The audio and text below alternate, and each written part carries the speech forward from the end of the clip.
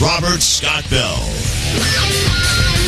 Good morning, everybody. I think it's time, and good afternoon. Welcome to the Robert Scott Bell Show. I think it's time for some spiritual healing, boys and girls. Did anybody see the debate last night in South Carolina? The Republican Party debate. Now, it has me thinking, what if Jesus showed up at the debates in South Carolina? Well, you know, there's people that have bumper stickers, Don, that say, "What would Jesus do?" Right? And I think these are very positive in a sense. You know, we're trying to uplift, we're trying to raise the consciousness, we're trying to do something right and not act out of the lower parts of our being. You know, just let's elevate it, do some nice things. But if Jesus, you know, based on the crowd last night in South Carolina, which is a little bit schizophrenic in my opinion, I just wonder what would happen. It turns out we got some audio of the words of Jesus did show up at the debate yesterday, and we got an exclusive clip here, thanks to Super Don. Let's see what Jesus said at the debate last night. Therefore all things whatsoever ye would that men should do to you, do ye even so to them. For this is the law and the prophets. No,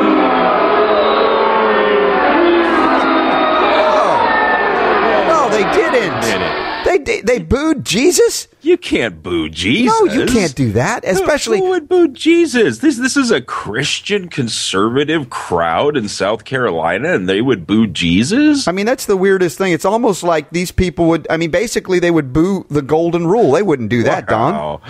I thought everybody agreed with the golden rule. I think so, but let's get some actual debate footage. Ron Paul speaking about that very golden rule, and we can't imagine that would happen as well to Ron Paul. What just happened to the words of Jesus? My point is if another country does to us what we do others, we're not going to like it very much. So I would say that maybe we ought to consider a golden rule in foreign policy. Don't do to other nations what we don't want to have them do to us. So They did. Wow. They booed the golden rule in South Carolina. Now, listen, we're not trying to compare Ron Paul to Jesus, obviously. You can't compare anybody to Jesus. But, yeah, and that's, you know, some people don't even believe in Jesus, and that's okay. But you can still believe in the principles and the morality and, you know, the golden rule. You know, I mean, that's pretty much universal. But, yeah, I was watching this last night. Shocking. And I saw that. And I had DVR'd the debate. I had to rewind it and look back again and rewind it and look back again. That didn't and just there happen. were people in the crowd that were, it was just, I couldn't believe what I was seeing. Well, Ron it also Paul throws out the golden rule. Yeah. And people booed him. It also shows the distinction between Ron Paul and everybody else, does it not? I mean, there was a bloodlust last night that was actually sickening in the pit of my stomach. Now, the upside was that post-debate, you saw some of the reports, the Twitter feeds and things. I mean, they were saying Ron Paul was just, I won't use the pun intended, killing it. No, you know what I'm saying? In a good way. I think that was the word of the night, Robert. Yeah. It really was. Kill, wasn't it? Because Newt Gingrich was asked about, well, what would you do, right? And you know, was he a golden rule kind of boy, Newt Gingrich? Well, give a listen to the response to this from Newt Gingrich. kill them.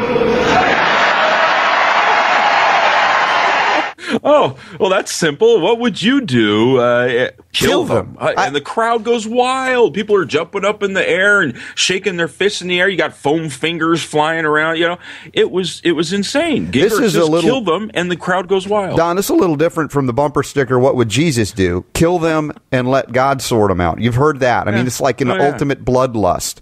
Yeah. And they were just frenzying on this. But of course, Romney, he's supposedly a spiritual guy from a different sect of, some say Christianity, some say don't. I mean, I don't get into that debate.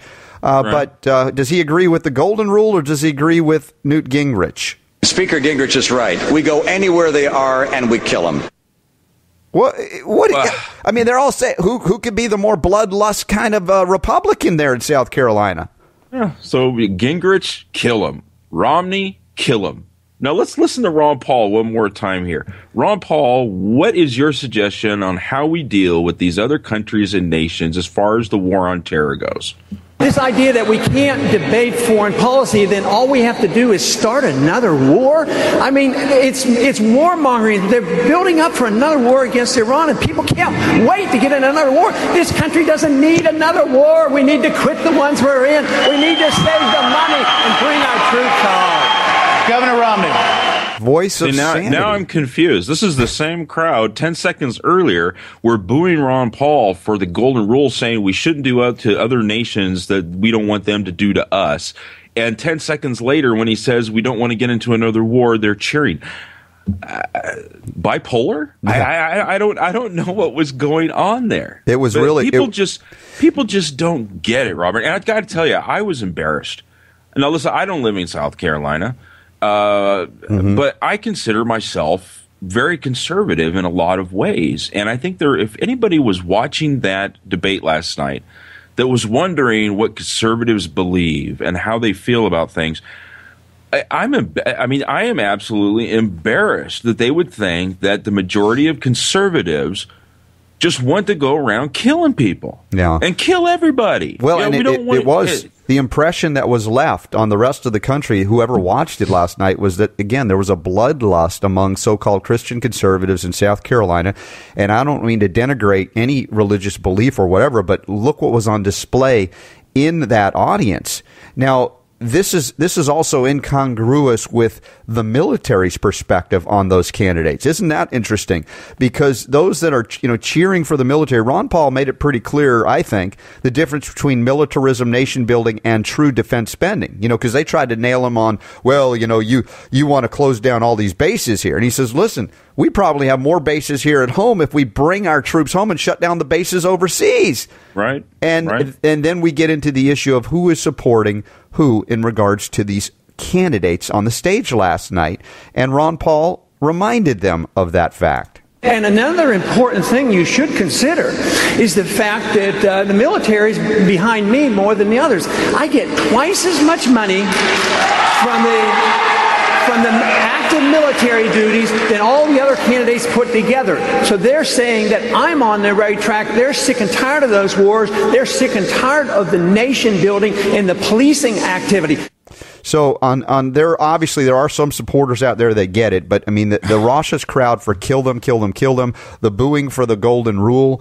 I mean, it really was a bizarre audience last night. Now, how this is going to play out in South Carolina will still be very interesting. Now, I'm encouraged because every time we think, and we've been following this for years, way back 4 years ago when Ron Paul was running, and they would ridicule him and marginalize him, and he wasn't getting the support level that he gets now.